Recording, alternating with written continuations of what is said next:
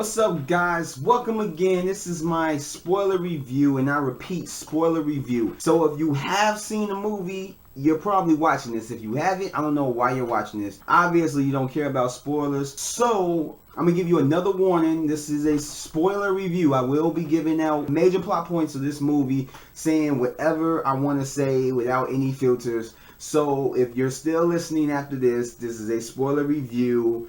After I count to 3, I'm going to give out spoilers. 1, 2, 3. Superman dies at the end of this movie.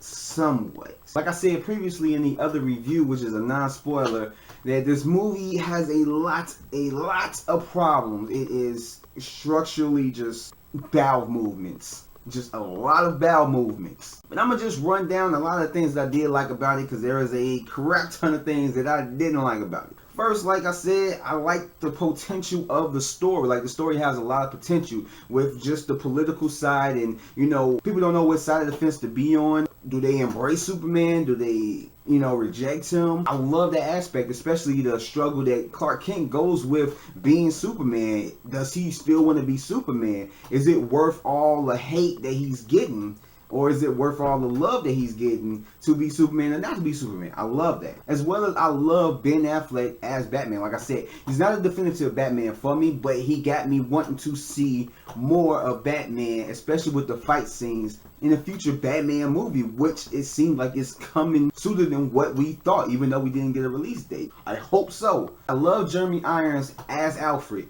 And I just love the relationship that Bruce and Alfred has. It's more of a Alfred wants to see Bruce happy, but at the same time he makes all these sly, smart remarks about him. Just crack these jokes, and just the dynamic and chemistry between the characters is engaging. I would have loved to see more of that in this movie, but I would love to see more of it in the upcoming Batman films or Justice League films, or just generally the next time that we have these characters together again.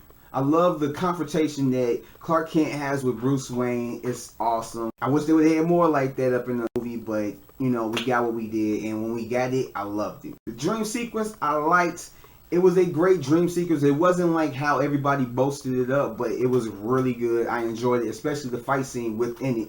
And the Flash cameo at the end of it. I love it. And I actually love the parademons flying all around. It's basically a setup for the Justice League movie, so a lot of it didn't make sense, but, I still enjoyed it. And I know a lot of people don't like the fact that Batman kills in this movie. I really don't have a problem with it. If he would have stuck with the whole no killing, no guns rule that Batman has, I would have been just fine with that. And with him killing in this movie, it doesn't bother me. As well as I love Batman's motivation. Hey, he feels that he has to kill Superman. I love that motivation. It was a great story to build up on as to why these two are fighting. As well as, like I said, the fight scenes, like just freaking kicking ass, taking names, breaking necks, arms, legs, stabbing, shooting people. I love this Batman. I love him. He is a badass, and I love him. And like I said before, the car chase is awesome. Just how the Batmobile is virtually indestructible.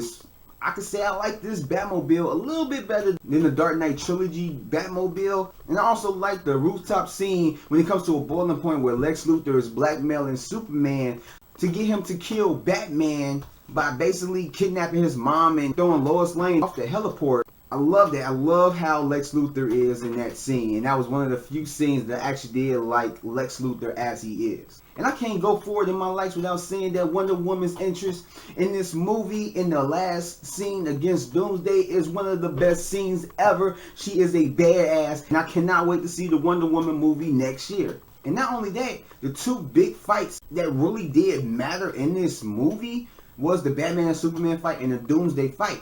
Those fights, I wasn't blown away by them, but they were highly entertaining and I liked them. Batman and Superman, the fight ended the way it should have ended. Batman is just this brute force that no matter if he's coming across Superman or an ordinary guy, he knows how to take him down. He knows how to go strategically at this person. He figures out the person's strengths, weaknesses, and uses it against them. And that fight with Batman winning and almost about to kill Superman, it should have ended like that because Batman is a badass. As well as the Doomsday fight. Even though I didn't like the look of Doomsday, it was a great fight. Now that's the end of the likes. To the dislikes.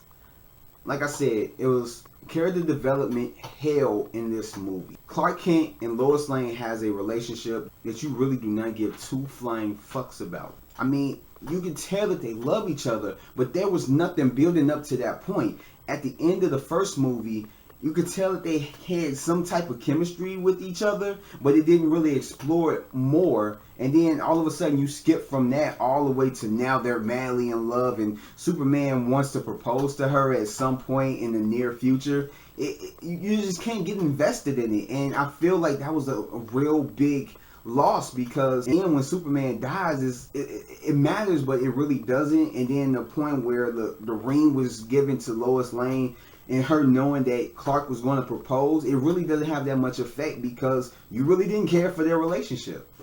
As well as I said before in a non-spoiler, Lex Luthor has no type of motivation. His motivation is out the window. He does things like he wants to kill Superman for whatever reason. He wants to kill Batman for whatever reason. He has a goal, but really what's a clear motivation for him?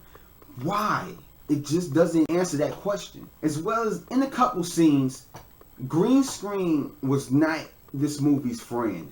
In the heliport scene where Lex Luthor was blackmailing Superman on the heliport, and on the scene where Superman was climbing a mountain to get clarity and he saw the vision of his father, and it was so noticeable that it took me out the movie a little bit. The mountain scene was the worst of it. They should not have done that. They should have did something totally different, because that was just god awful. And even though I like the dream sequence really didn't make no sense. You go from Bruce Wayne looking at the computer screen to the dream sequence to him waking up, the Flash talking to him, and then he wakes up again. It just didn't make no sense. Like, was it a dream? Was it a vision? It really didn't come together as like we understood it. I ended up being more confused than actually getting what was going on. Like I said, they didn't include Bruce Wayne being retired and then taking on the mantle. They had no mention of it. And it wouldn't be no point of saying that he is retired and he's coming back into it if you're not showing it in the film. And a lot of moviegoers that don't pay attention to what is said from the studios or the director or writers before the movie even comes out, they're not going to know that he was retired in the beginning of this movie, and then he put back on a suit and was basically motivated to take down Superman because of Metropolis. And one thing that I did not like was that Lois Lane was basically a damsel in distress. They tried to make her as useful as she was in the first movie, kinda, but it just kind of failed on all fronts, because she is basically there to have Superman save her, and that's it. They didn't make her a strong enough character. She gets thrown off the heliport and saved by Superman. She's in the desert or whatever and she gets saved by Superman. She basically tries to go get the kryptonite spear to help them out, gets trapped underwater and saved by Superman. It really didn't build on a relationship with her and Clark in order to make those scenes matter. And then just basically wrap it up. I don't want to talk too much because, like I said, this movie is a complete mess. But just the last fight scenes. In the Batman and Superman fight, you basically seen about 95% of that fight in the trailers. That was sloppy. They should have held back, not showed too much, because they showed clips and even stuff in the trailer, and it's like, we seen this fight. There was nothing really too much to add to this besides the actual ending and the outcome of that fight. As well as the Doomsday fight. I get Doomsday is as powerful as Wonder Woman and Superman, and that Batman is just a guy in a suit with toys. But Batman really didn't have anything to add to the fight. He's literally running away, and they made him seem like a coward. They made him seem like a punk. Yeah, and I get it, okay.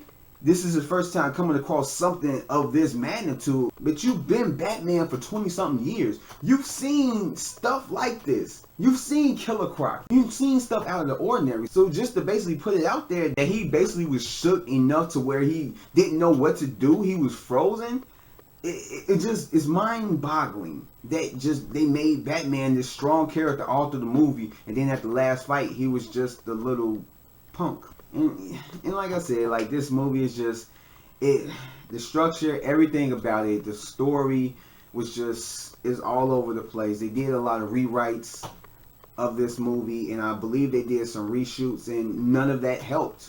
None of it helped. This movie was hard to watch. I mean, this is one of the most anticipated superhero films of all time, and it was like, instead of treating it like a little baby, a little precious child, they treated it like it was just a baby doll and just did whatever, because it wasn't a great film, and it should have been a great film, and that's what makes it really disappointing. Like I said in the previous review, that it had a lot of good redeeming qualities to it, but not enough to make it a great film, and that's what this should have been. It should have been up there with the Avengers, should have been up there with the Dark Knight. It should have been one of the top 5 highest grossing films of all time, and it still might be, because it's still making the money, but just as a movie, it's horrible. It should have been better. But like I said, I like it. I enjoyed it. Just the parts that were good, but I can admit that it was a lot of problems. It was a mess, and this movie should have been better. So that's my whole spoiler review kind of rant on it a little bit. I'm not gonna talk too much, because there is a whole lot to this movie that I could probably talk for about an hour or two about things that's wrong with this film, but I'm gonna just stop it there, and you get kind of an idea of just what this film is like. So with that said, I'd like to thank you guys for watching this spoiler review of Batman v Superman: Dawn of Justice. And as always, if you like this, go ahead, hit the like button, subscribe to it, leave a comment, check out my other videos as well. I will have more to come, and I will catch you later. Until next time.